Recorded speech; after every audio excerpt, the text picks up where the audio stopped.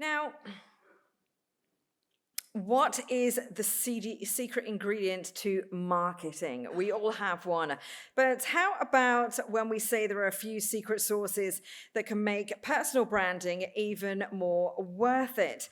Our next Fireside Chat features Roland D Costa, Chief Executive Officer at RDIGS, and Jacky Vasudev, co-founder and CEO of Axlrate, who'll be solely dedicating and talking about the topic, the secret sources of disruptive personal branding. Please give them a nice round of applause as we welcome them to the stage. Thank you so much.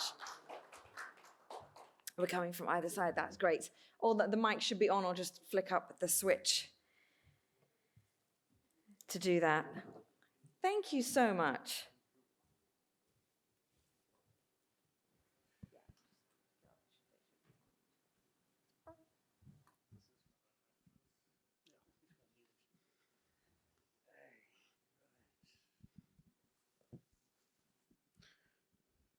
Good afternoon, ladies and gentlemen. Good afternoon, everybody. Good afternoon. Yes. Right. So our topic today is the secret sources of disruptive personal branding. Right. So this is an interesting one. We'll give a quick round of intro to on what we do, over and above what Emma said. So you want to go first, Roland, and then I'll take it on. Yes, my name is Roland D Costa. I'm the CEO of RDIGS. We are a premium lead and demand generation company based out of India, and we help B2B brands take their product and service offerings to the international market strategically. And yes, uh, let's hear from. Cool, great. Thanks, Roland. So yeah, I'm like she said, I'm Jacky Vasudev. I run a company called Axlrate Research and Innovations. We run sales acceleration programs. We run cohorts for startups. We are also into some angel investment. Along with that, I'm also co-founder of a company called 7S Sales Technologies, which is into sales enablement. Sit on the founding team and advise a couple of other startups, including some out of the Silicon Valley and India. So that's a quick round of intro on us. And yeah, so getting down to this, what do we understand about disruptive personal branding? Because I think this is an interesting topic. Personal branding itself is quite interesting and entertaining on its own. We've seen many examples. If you look at LinkedIn, you'll find quite a bit, right? But I'll have Roland take a first stab at this, and then I'll share my thoughts on this as we move on through this conversation, right? So. Absolutely. So, as you mentioned, LinkedIn, yes, in today's world, everyone is concerned about branding their company, doing personal branding for whatever products, services they are launching in the market or what they are already offering to the whole international market. If in specifically you see, uh, you can say it is a reputation economy. Okay, anything you launch, anything you want to market, you need to have branding behind it. It is not only limited to marketing. Probably you want to brand yourselves not only in your local market but internationally as well. So yes, there are a couple of things what you do. You attend podcasts, you attend a few interviews, you try to collaborate with a couple of influencers and a couple of these kind of things where you go ahead. There are a lot of things people do online as well. They do guest blogging, okay, and stuff of this, where you're able to collaborate with each other, okay, different marketing individuals, where you are able to even target their audiences. So you're where you are not limited to only what you have in your target audiences, but you also get an access to someone else's target audiences. That is how today's world is targeting with the personal branding. Got it. Thanks. So, but in that part, Roland, how would you say in your opinion, right?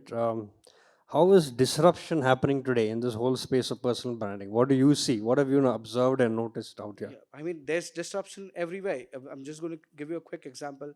I mean, Elon Musk is one of the example. I mean, he just comes in and tweets, use Signal, okay, and here you see multiple downloads on Signal. I mean, he just comes in and tweets something about Dogecoin, and the market goes right up. No one used to, knew about Dogecoins, but then the market went up. Okay, he comments and things happen. That he's an example of personal branding, and that disrupts the whole market. Correct, isn't it? Yeah, that's a good example of not only disruptive personal branding, but a personal brand disrupting something else also, right? So it's a good example of something happening the other way around also. I think somebody on day one also gave this example of how Cristiano Ronaldo, I think he kept aside this bottle of Coke, and then the next year the prices of that particular product crashed, right? So that's another interesting one. And I think you can probably consider even Netflix. I mean, when they initially launched in the market, I mean, they were, a company who were, delivering DVDs to each and everyone's address lines, right? But as soon as they did there was a disruption in the market when they, thought to launch themselves in the OTT market, and that was a total disruption. Today they have a lot of consumers, a lot of brands associated with them. That is disruption, isn't it? Yeah. Yes, absolutely. I think another, in my opinion, I think also when it comes down to personal branding, and when you're saying disruptive personal branding, this is like, in my opinion, what I've understood and seen through my life by wearing different hats as an entrepreneur, investor, businessman across the last 20 to 23 years. What I've seen is it has a lot to do with literally breaking who you are, who you know yourself to be, and reinventing yourself all over again, right? So that you really keep challenging yourself. It's really about challenging your limits time and again. So that's what I kind of get out of it. Talking about some more examples, right? I think, yeah, like Roland shared a few. I think some very relevant examples we could identify with some industrialists, like we know of this person called Ratan Tata, like right back home in India, and he's also a global figure now. I would say he's someone who's a really disruptive personal brand, because the kind of work that he does and the way he comes, the way he conducts himself is something which people have a lot to learn from, right? Don't you think? I could also say that, Google also branded themselves, and in such a way, and it disrupted the whole industry. Reason being why today, if it's anything, you want to Google it, right? A decade ago, I mean, a couple of years ago, if you see that there was nothing, you had to use.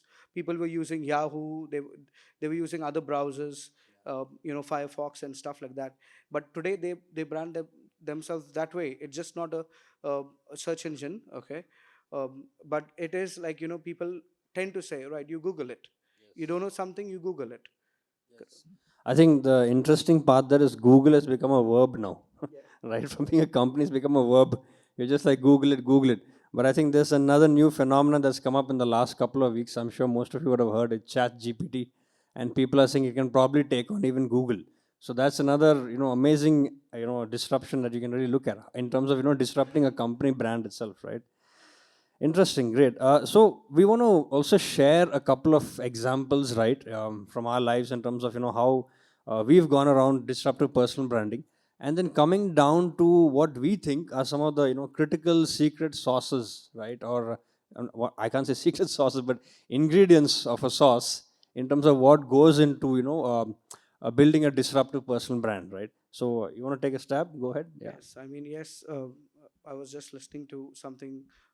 I think Aman was mentioning in his slide, uh, when it was COVID. Things went down. It was a total disruption to the whole world. I mean, in all across all industries, across every other country, it was a disruption. And people had to get over it. It was a similar round of disruption into our business as well, and we had to come up with something. And there is where we thought, the brands, whenever there's an issue, I mean, there's some problem, you see brands cut down their marketing budgets. They will stop branding themselves. So they will limit their paid ads, the paid media, whatever they are investing into, they will limit that. But what we did during that time is we just reversed our sales pipeline. I mean, we went to brands, we went to our clients, we went to the market saying is, I absolutely understand you all cut down your budgets because, branding or marketing now won't, bring up that kind of an outcome which you're looking. But yes, we just told them is, what if we reverse the pipeline for you? okay, rather than just marketing, doing content syndication or content marketing. We told them that we can help you focus on the bottom of the funnel, which would not just market yourselves, keep your branding on, but also get you leads out of it. That is what we did, and we felt many of our brands got a boost out of it.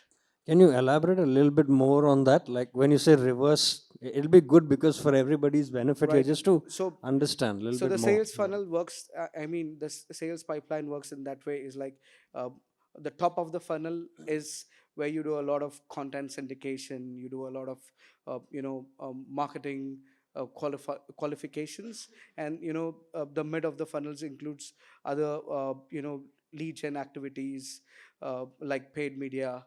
You go for further qualifications, like band qualification, stuff like that. Okay. But the bottom of the funnel is more about getting you appointments, getting you accounts which are nearing towards some needs which you are offering. So we specifically went ahead and reversed the pipeline for our clients, so that they get the total benefit out of that. So it was a disruption in regards that we told that you do not stop branding, you do not stop marketing yourself. It is you need to keep on brand yourself, keep on marketing yourself through the channels what we are building.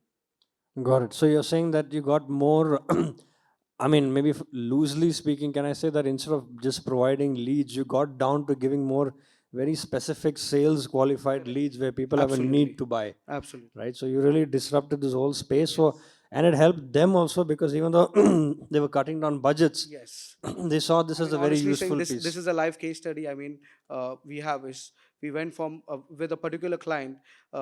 They were into the VoIP space. Okay, we went from 120K budget quarterly to up to 500K budget quarterly in during the COVID era. Nice. And this is just by you disrupting the kind of work that you're doing in your Yes, we business itself. completely Got it. switched the model what we used to offer previously. Got it. Got it. So for you to make this switch in your business, what did it take for you? Just curious to know. There would have been some level of disruption you had to do in the way you operate. So see, you obviously know, everyone here, they want to do marketing, but they want to get results out of marketing. And for results out of marketing is they want to close deals. They want to send in those kind of traction to their sales team, where they are able to close more and more deals. So we were just brainstorming over it, and then we thought, I mean, this is the best thing we do. We stop pitching out to our clients about the top of the funnel marketing or the mid funnel marketing, or the other digital marketing aspects like SEO, PPC, and stuff like that. And we directly focus on working on sales qualified leads or sales qualified appointments. Nice, very interesting. And this shift ended up getting you guys more business, Yes, right? yes, yes, Got yes. it.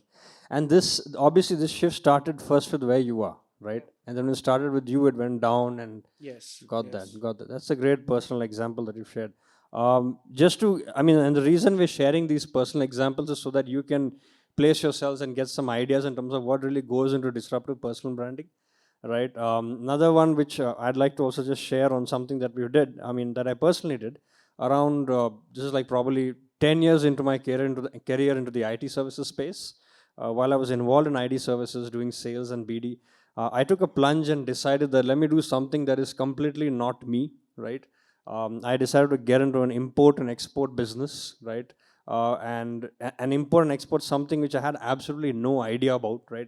Importing something like timber logs into India, exporting granite slabs out of India to to Southeast Asia, and just that kind of challenge and the kind of toll it takes on you, right? But that really alters you and disrupts the way you think and look at things, right? So I can say clearly 12, 13 years back, that was one of the best decisions I took in my life, right? And from then on, it's just been, constantly challenging yourself to keep moving forward, right? I would also say it's like the important thing when you are doing a branding or a personal branding on things is, do not limit yourself. You never know what's going to work for you. I mean, if you limit yourself with a certain offerings or particularly some of brands, they don't want to do something which is trending in the market, right? Whether it be some posts which are trending, some influences which are trending. You need to adapt changes, and collaboration is very important aspect you need to get into branding yourselves. Got it. Great. In fact, today, for the last 3 days, what we've been doing is collaborating with each other, listening to each other's thought process, networking with each other, understanding what could be taken out from here. Yes. I think personally, one particular, I think Sumona, right? Sumona, her name was Sumona Sells. I think for me that the talk she gave, she participated in a panel discussion. That was a great example of a disruptive personal brand. Just want to throw it out open. What have you guys seen in the last 2 to 3 days that is a great example of a disruptive personal brand? Anybody wants to, yeah, feel free to shout it out and share. What have you seen over the last 3 days? Or any examples that you've seen across the globe you'd like to talk about or share about? Yes.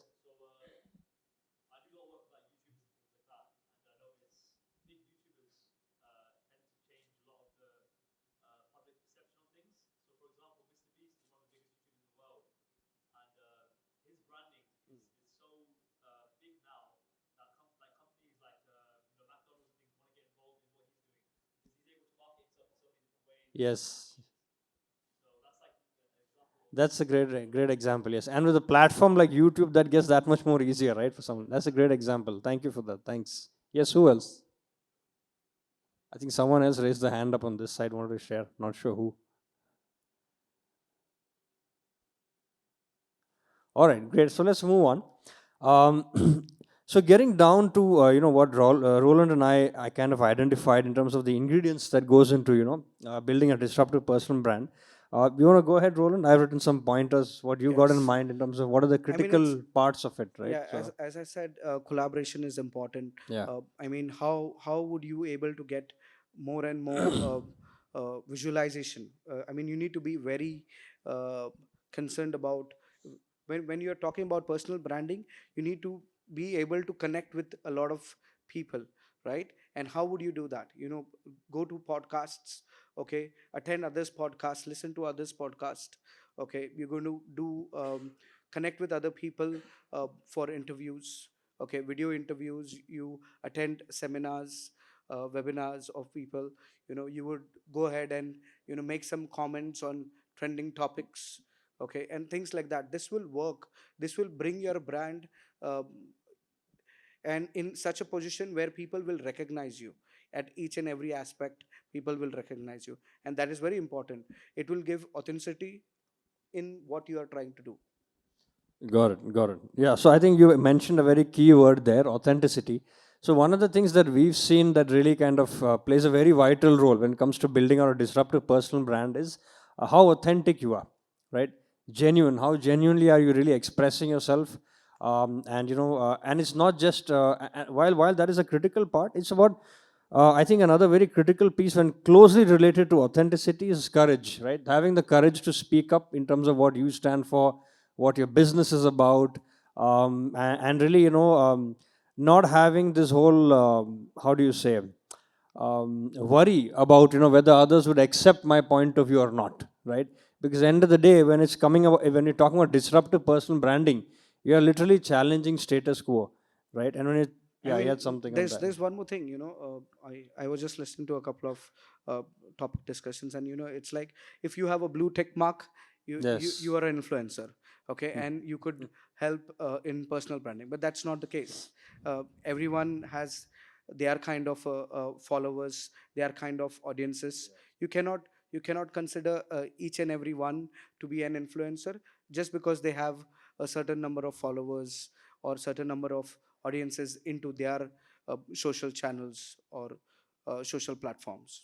Absolutely, absolutely. So that's one of the things, right? So, and even if that's the case, even though they have quite a few followers, I think what you want to look for is the originality in what they're saying and what they're really doing, right?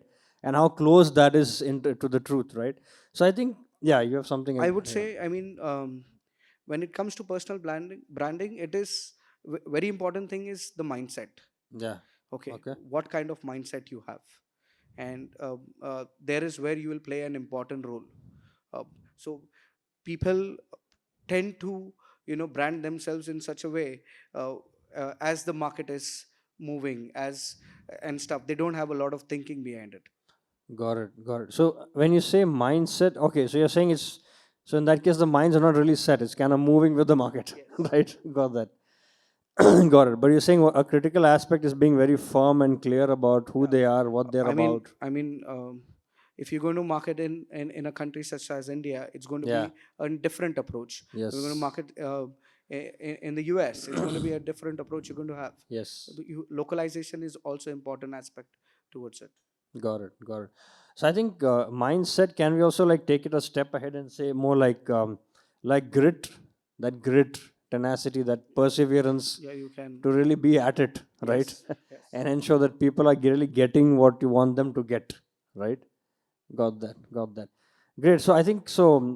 Touching upon a couple of points. The first thing is authenticity, the courage to speak up for yourself, right?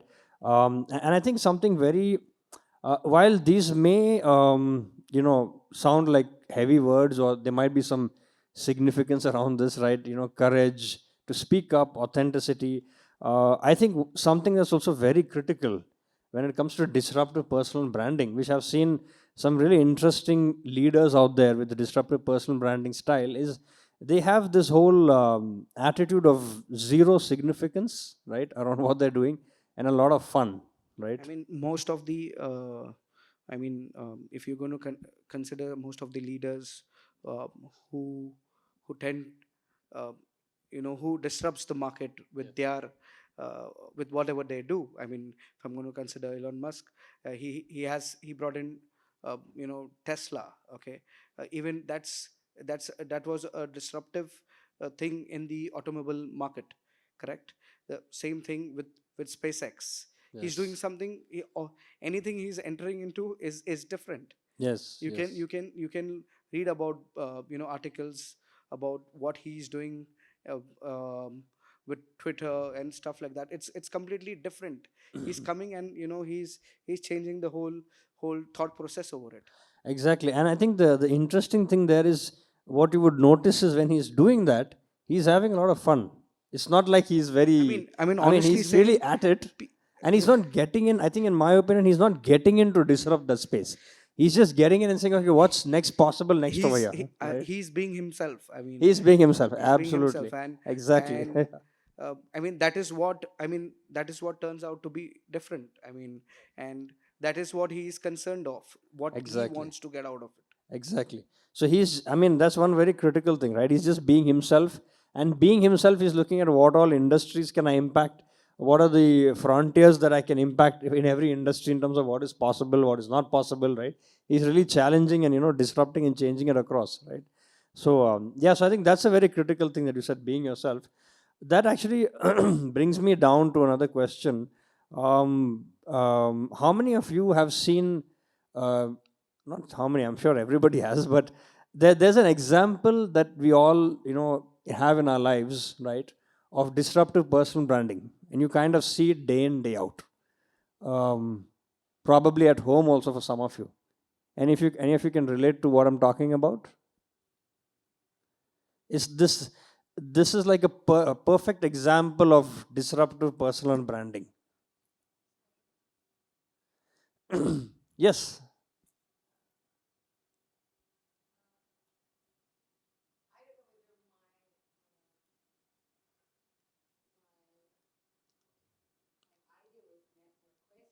No problem. Take a stab at it.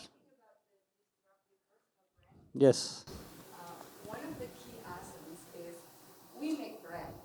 We make brand. Product brands, office brand, whatever brand that we make. We create in such a way that is relevant to target audience. The things that I think as a human being we forgot is that we are actually God-made, created by God for certain purposes.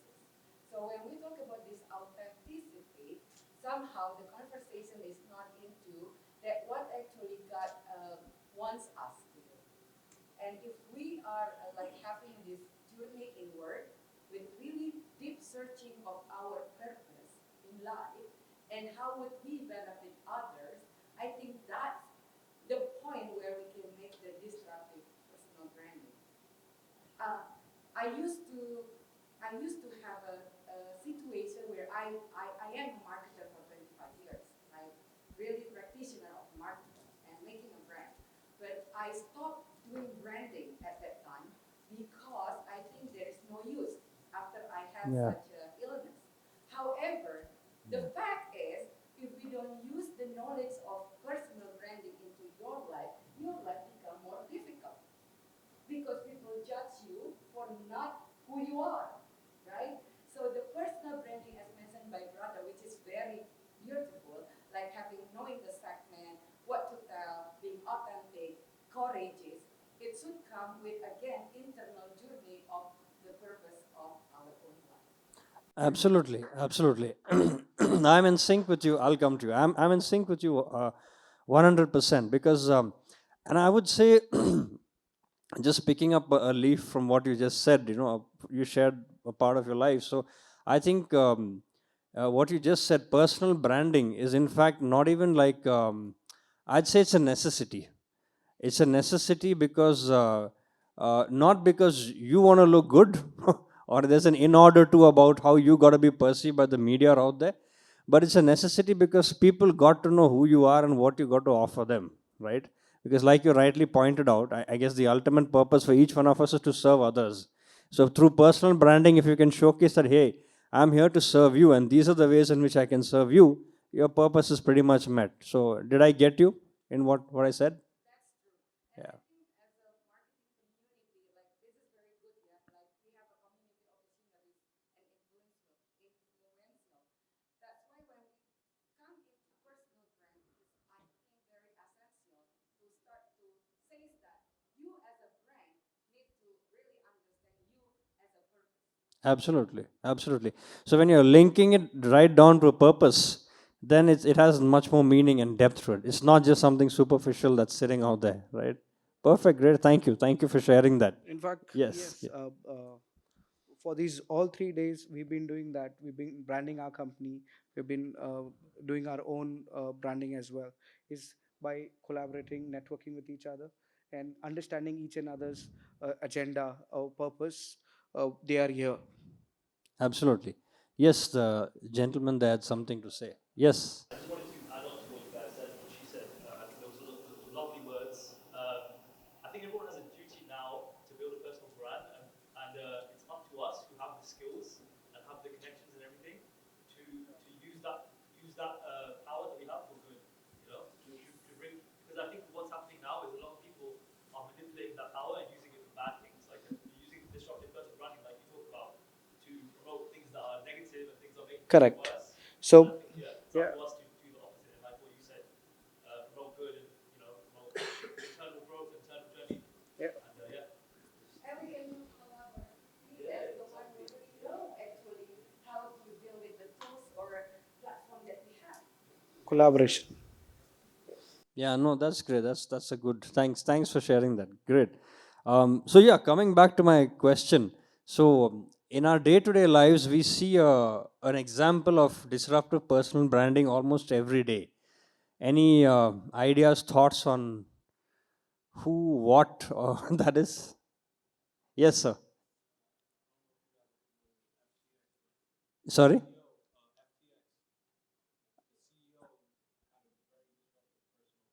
Okay.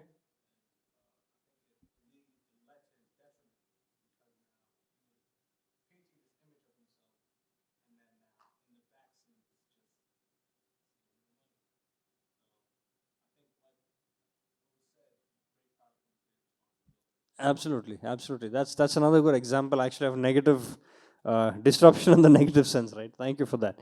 Yeah. So coming back to my question, yes, yes, sir.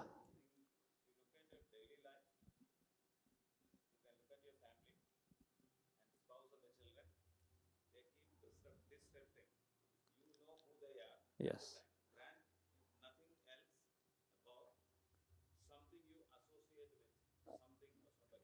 Absolutely. Absolutely.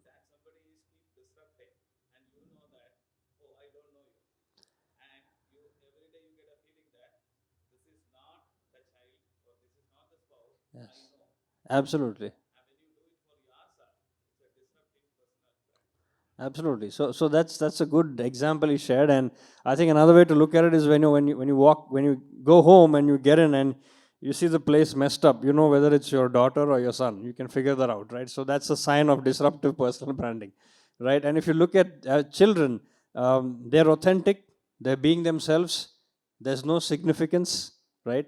And they're out there expressing whatever they want to express, no holds barred, right? They're really out there. So that's a one of the best examples that I've seen in my life of disruptive personal branding, and they're constantly challenging themselves, reinventing themselves, going out there, and all that for good, right? It's like a perfect, amazing example. You don't have to look too far, right? Most of the time we're looking at social media, TV here and there, but if you look just closer back home, there are enough examples right there, right? On that, any thoughts on that, Roland? Yes, Yeah. I would say is uh, we as we as the marketing community, we should focus on branding. Even if you are a small company, okay, focus on branding uh, your company. Uh, make your leaders the hero for your company. Okay, it doesn't matter how small you are, okay, or in what in maybe in you may be in a small segment, okay, you may be marketing towards only a small country, but do not limit yourself, okay. uh, do not be afraid. You might be just starting, okay, but that's great. That's great. You might not achieve success in the beginning, but yes, keep on doing. Today you see people, they started 10 years back, and that's when they reached this heights. So what I would say is, keep on going, keep on doing whatever you are doing. You might start small and you end up doing a great achievement out there. So keep on branding yourself, even though you might not get results in the beginning, but keep going. That is what I would want to say. Sure. I mean, thanks for that. And I think to add on to what Roland also said, I think, like we all kind of also discussed now, disruptive personal branding is not like something that you want to do for yourself, but really it's a necessity, it's a duty because people out there got to know what you're really made of and what you got to offer them, right? What you can really give them, right? So because of that, you got to do it. That's no other reason for it, right? As a result of that, like Roland said, you will fail multiple times. Like we say in the startup world, a lot of times people say fail fast, fail cheap, and that's what we tell people most of the time. That go ahead, fail fast, and fail cheap, and fail as much as you want, right? Along the way, you'll figure out, you'll figure it out, and you'll find out what really works for you, right? So yeah, I guess, and again, if you can actually draw an analogy of that to children, right? So they're not really bothered. I mean, they'll keep doing whatever they're doing. They'll fall down multiple times. They'll keep failing, but they'll be at it. They'll be at it. They'll be at it. If you look at it, one of the most interesting things, right, about disruptive personal branding, people who do this, right, they got no drama around it. What I mean by drama is like, oh my God, I fell, this happened, that happened, and then they slow down in life. They kind of go a little bit. There's a lot of heaviness around the way they're moving with things, right? But if you look at children and see the way it is for them, it's very light, right? So I think that's another very critical part that comes in. That's another part of the secret sauce, that is really being very light about it and having no significance around it, right? Yeah, that's what I want to add further. Anything else on that, Roland? Or Yes, people may yeah, not believe in you in the beginning, yeah, that's but true. yes, uh, you believe in yourself, and Yes, keep doing what you are doing, and I think that will help you reach there. I mean, because I might come up with an example of Elon Musk, what he did at SpaceX, what he did yes, at Tesla, or with all these things, no one believed him. People thought he's doing something, he's going to lose out on everything. But today, you can see he's one of the uh, leaders in the world. absolutely, absolutely. Great. Yeah, so we want to keep this opportunity now open for questions because we are done sharing about whatever ingredients we could see that goes into the secret sauce of, yes, disruptive personal branding. Please, your name and your question, please. Yes, Hi, good afternoon. My name is Kim. Kim. Okay. Okay, so my question is, do you think it is necessary or mandatory to have a face or personality in a company like the CEO? And if yes, what are its downside if your CEO is not that known to? If you could get someone who can bring an influence in your industry, your market, that's great. If not, that's also fine. You brand the person who is leading your company, whoever is your CEO. You do his branding, create heroes, is what I say. It is not mandatory to get in leaders from outside. It is we create leaders in ourselves. Did that answer your question, or you have something as a follow-on to that? All right, you want to think again on that? All right, okay. Any more questions from the floor? Yes.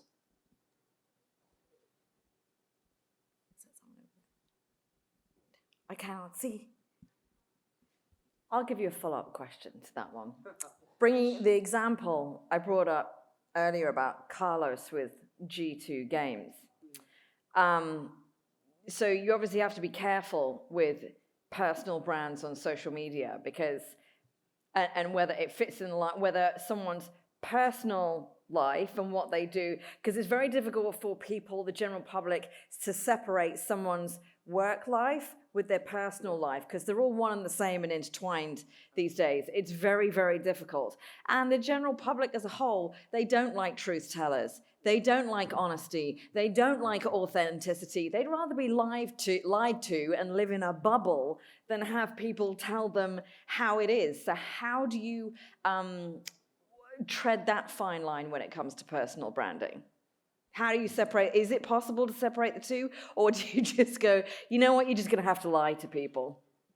No, you cannot completely separate it. But what I can say is, uh, be yourself. I mean, it is difficult. It is difficult to play into two different roles. But yes, be yourself. Keep things limited. When it comes to when you're branding, you need to have a mindset. You Yeah. need to have a clear mindset, clear approach in what you're doing, whether it be with your company, okay, with your work life or your personal life. So because when you're a thought leader, everything you do creates an impact, whether it may be in your personal life or whether it may be in your work life. So you need to have a very straightforward approach and a very clear mindset. I think I'd want to say, let's get one thing clear. If you're going to be doing disruptive personal branding, you are going to be pissing off a lot of people and you are going to draw a lot of flack. You will get into controversies, you will get into shit, and that's going to happen anyways. So you just got to have the grit and the mental toughness to see through all that. And that's just how it is. Yeah. That's the lifestyle, right, of Yeah. someone who's doing that, right?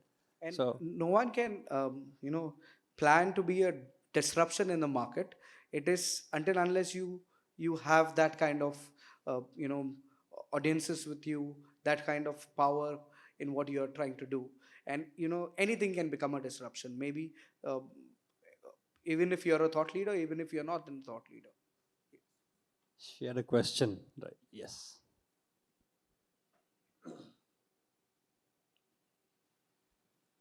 Hi, I'm Dindy. So my question is, you mentioned that it's very important to have, a hero or the face of a company, and you also mentioned that you can build it, right? But what if that person encounters a crisis or gets into, a controversy and it affects the brand, the company?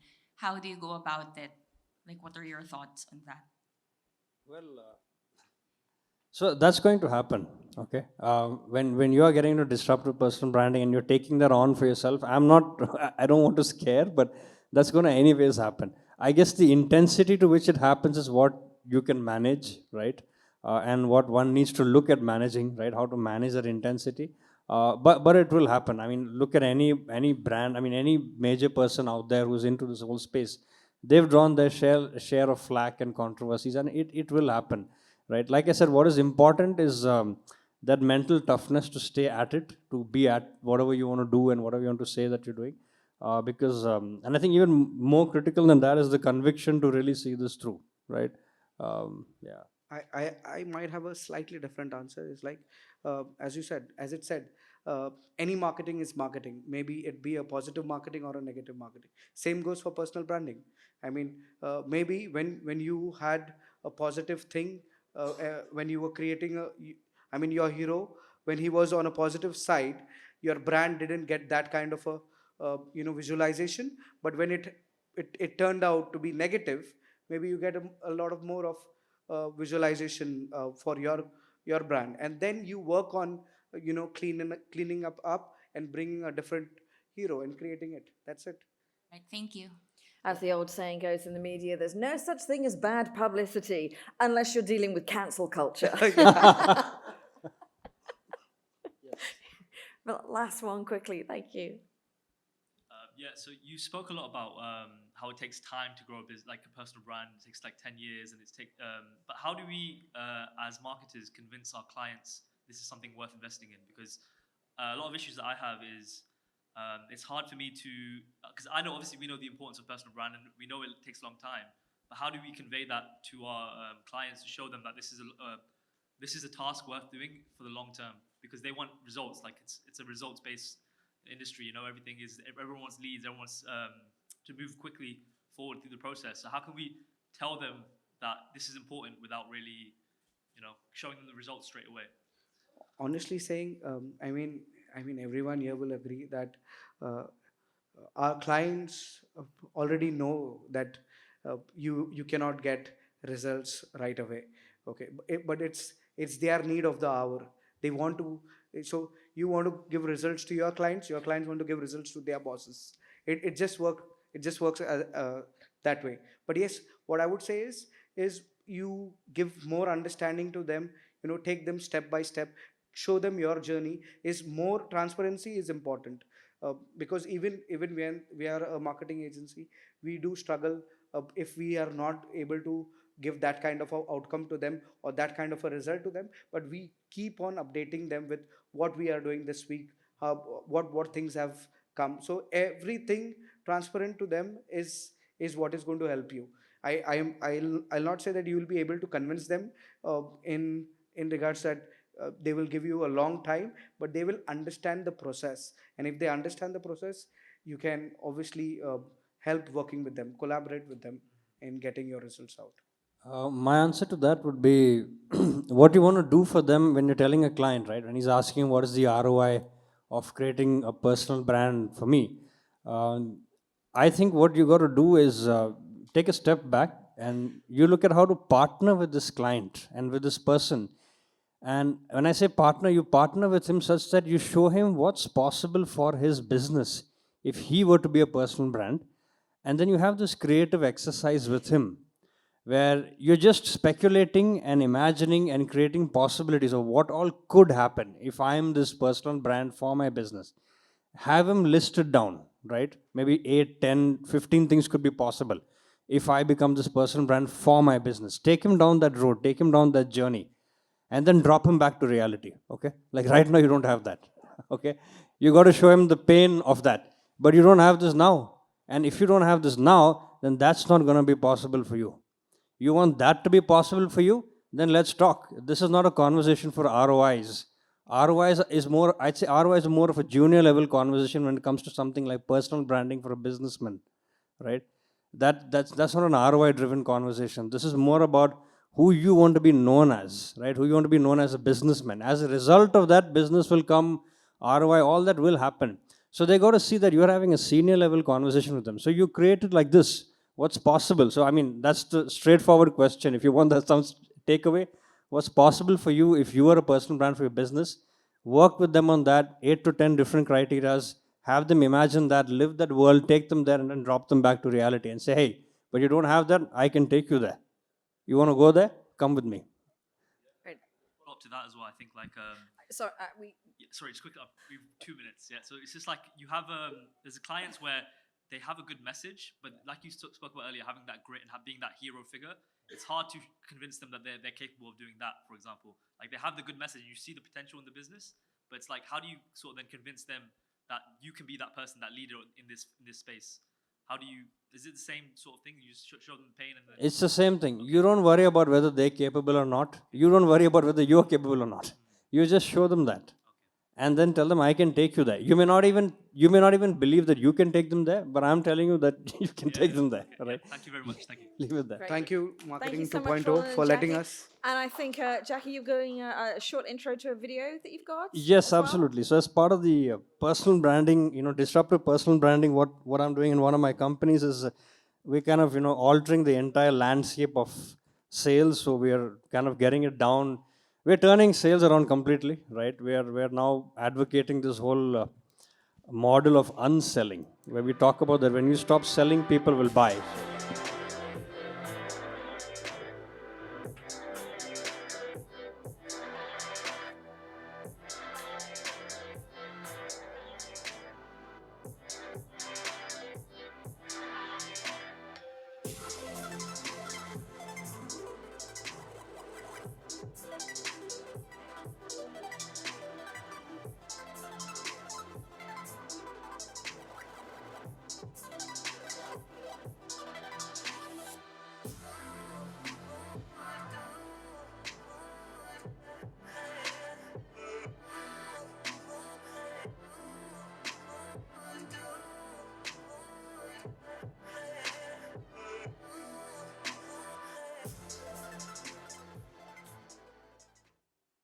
Great. Thank you so much, guys. Thank you you. for that wonderful session.